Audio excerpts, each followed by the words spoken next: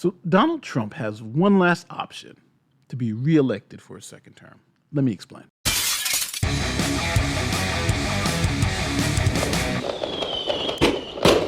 My name is Nate the Lawyer, and welcome to my channel. If it's your first time here, don't forget to like this video, share this video, and subscribe to the channel if you like what you hear. So on December 14th, 2020, the Electoral College certified Joe Biden as the winner of the 2020 presidential election. This is not the end of the process. Now, on January 6th, Congress is going to have the opportunity to certify the winner of the election.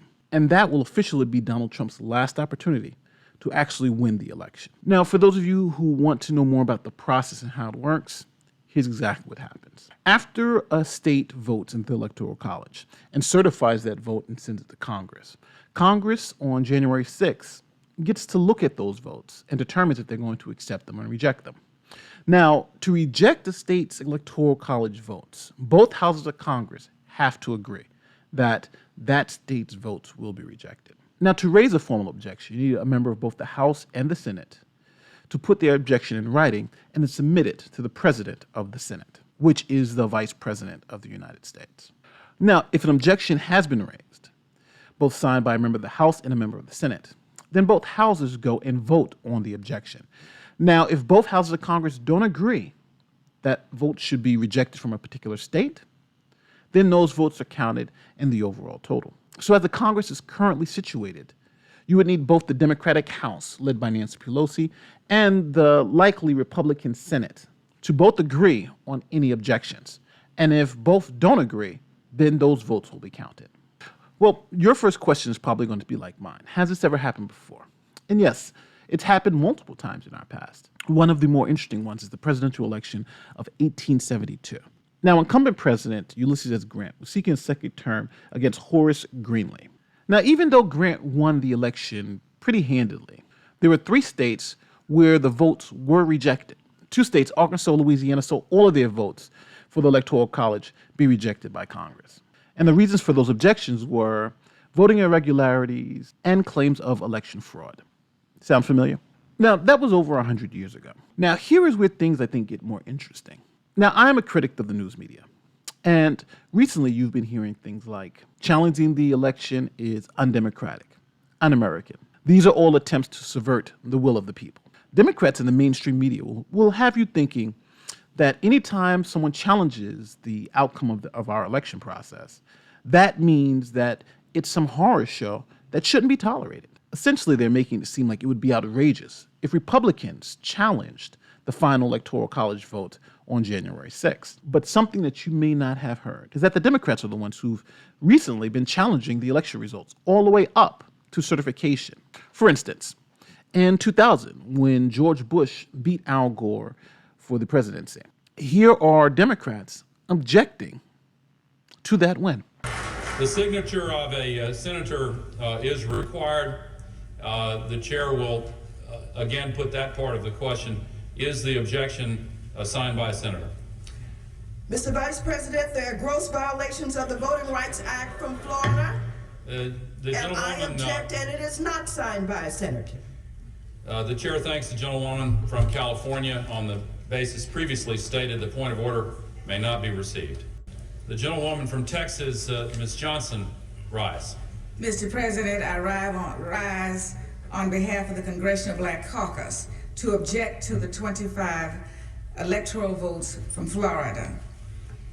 Does the gentlewoman state a point of order, and is it in writing and signed by a member of the House of Representatives and a senator?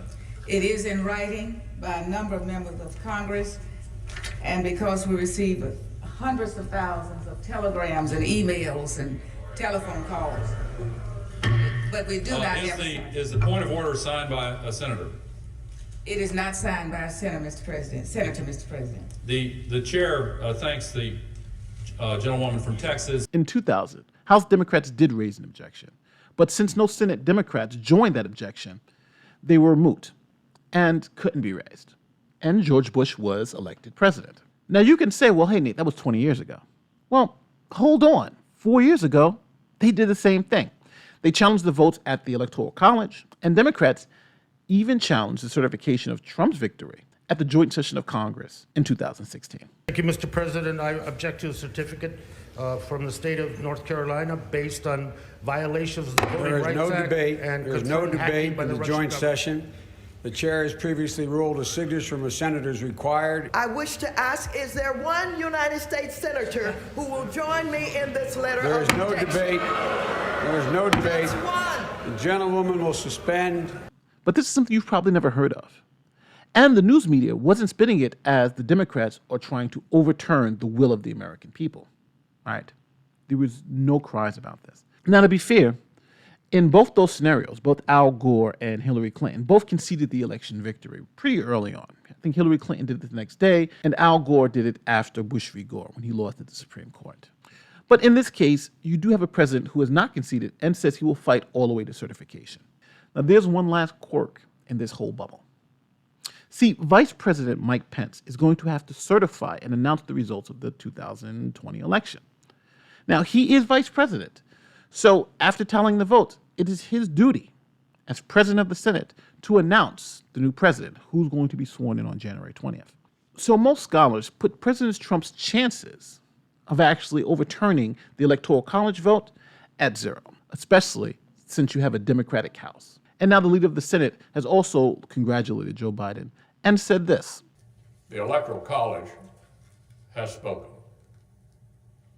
So today I want to congratulate President-elect Joe Biden. The President-elect is no stranger to the Senate. He's devoted himself to public service for many years.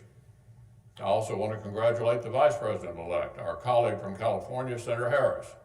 So what do you think? Do you think there's any chance that both the House of Representatives and the Senate reject the Electoral College's votes? It seems highly unlikely, but stranger things have happened. Now, if you like what you heard, don't forget to like this video, share this video, and subscribe to the channel if you want more great content. My name is Nate, lawyer YouTuber. I'm out. Peace.